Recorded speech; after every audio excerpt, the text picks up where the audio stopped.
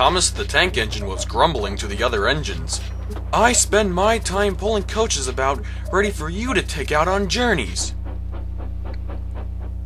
The other engines laughed. "Why can't I pull passenger trains too?" "You're too impatient," they said. "You'd be sure to leave something behind." "Rubbish," said Thomas.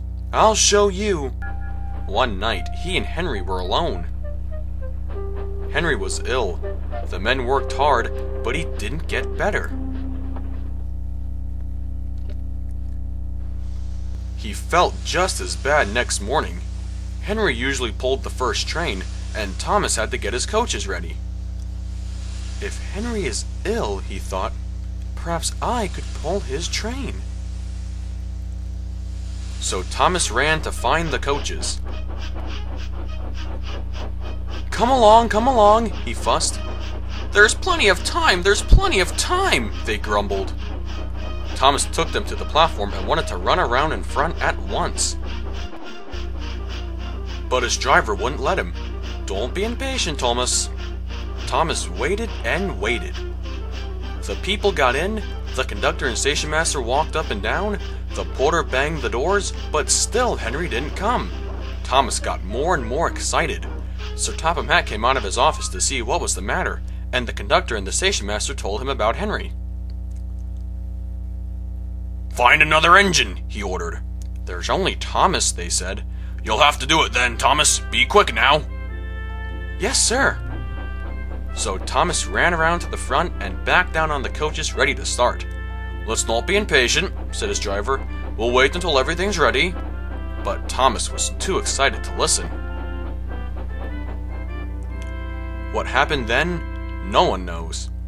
Perhaps they forgot to couple Thomas to the train, or perhaps the driver had pulled the lever by mistake.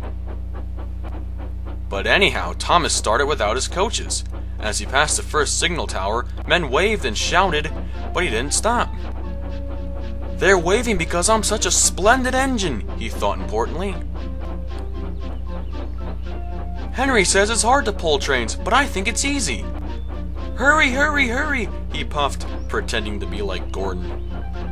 "People have never seen me pulling a train before. It's nice of them to wave." And he whistled.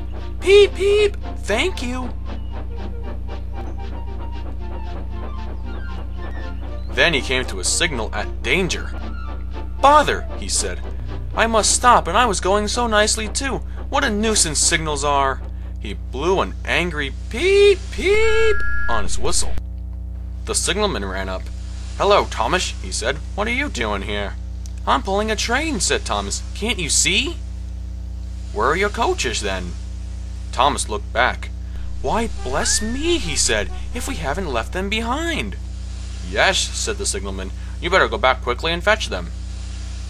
Poor Thomas was so sad, he nearly cried. "Cheer up," said his driver. "Let's go back quickly and try again."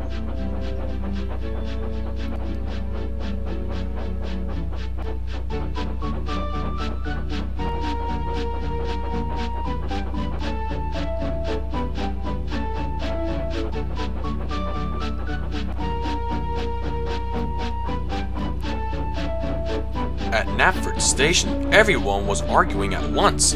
They were telling Sir Topham Hatt what a bad railway it was. But when Thomas came back, they saw how sad he was and couldn't be cross anymore.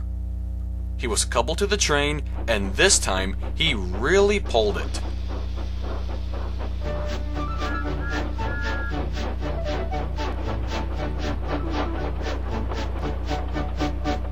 But for a long time afterwards, the other engines laughed at Thomas and said, "Look, there's Thomas who wanted to pull a train, but forgot about the coaches." But Thomas had already learned not to make the same mistake again.